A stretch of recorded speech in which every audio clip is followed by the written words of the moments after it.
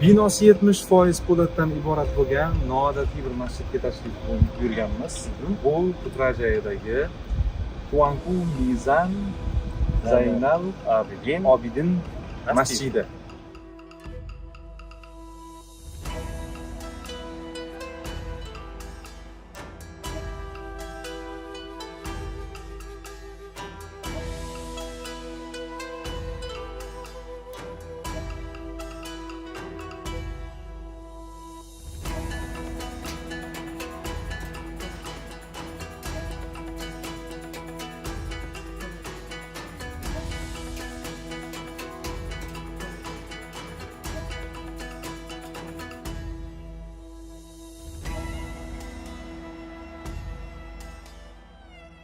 Temir masjidga tashrif buyurganmiz. Bu temir masjid, xalq tilida temir masjid, lekin buning rasmiy nomi Tuanku Mizan Zaynal Obidin masjidi deb nomlanadi.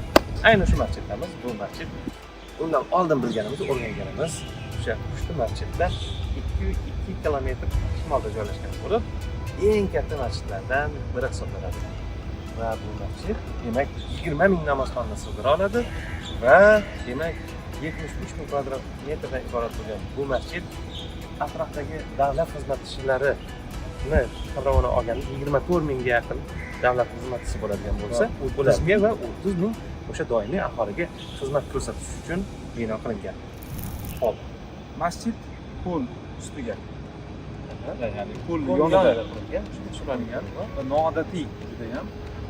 Men xonaqohni orqa tarafida hattoki menimcha favvora ta'minni ham ko'rdim. Chunki suv bor edi. Yana o'ziga xosligini aytaylik, Samarqand bilasizmi? Shamollatish tizimi. ayni shunday. Juda chiroyli yechim qilindi. Boshqa masjidlarda mana bilamiz, katta ventilyatorlari bor, sovutgichlari bor. Bunda bunaqa narsalarga hojat qolmadi. Tabiiy qurilishni o'zida yechimni o'zida qilish.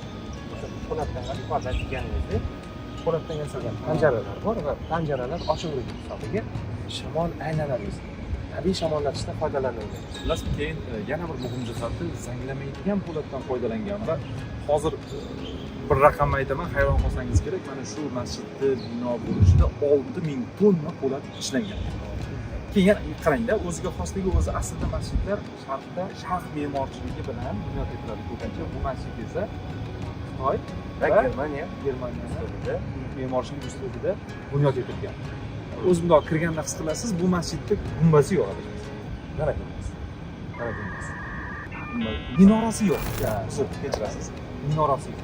Gumbazi bor, kichikroq bo'lsa-da, lekin minorasi yo'q masjid. Uzoqdan o'zi temir masjid deb nomlayotganimiz, aytayotganimiz bu masjid haqiqatda temir masjid ekanligi o'zi ko'rinishidan ma'lum. Gumbaz ko'rinib turadi va minorasi yo'qligi buni yanada boshqa masjidlardan ajratib turadi. O'sha zanglamaydigan material, o'sha po'lat deydigan bo'lsak, 70% dan ortiq tashkil etdi. Masjiddagi qurilish ishlarini 70% dan ortig'ini tashkil etyapti va qolgan materiallar asosan shisha deylik va boshqa narsalar bo'lishi mumkin.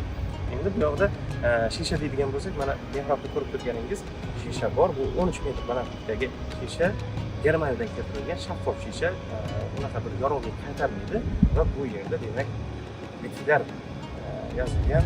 Bu ham bo'lsa o'ng tarafda mehrobni, agar biz tomondan qaraganimizda o'ng tarafda Baqara surasining 2-oyati va chap tarafda Ibrohim surasi bitilgan ekan. Sovutish tizimi shunaqa go'zal ekanki, hayron qolasiz. Masalan, po'latdan iborat bo'lgandan keyin, asosiy binoni 70% po'latdan tashkil topgandan keyin qozon bo'lib qaynab ketishi kerak edi, temir.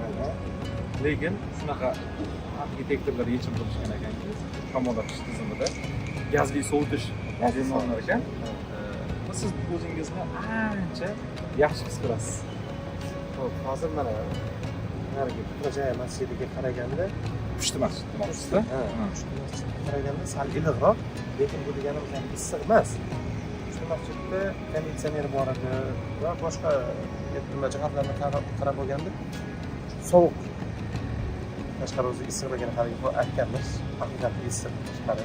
Nam masjidda odam rohatlanyapti, dam olyapti, tanangiz rohatlanadi. Ya'ni bu masjid ham shuni hisobiga Putrajayadan sal iliqroq, lekin tashqaridan sovuqladi. Yaxshi Tashqaridan dam oladigan joy.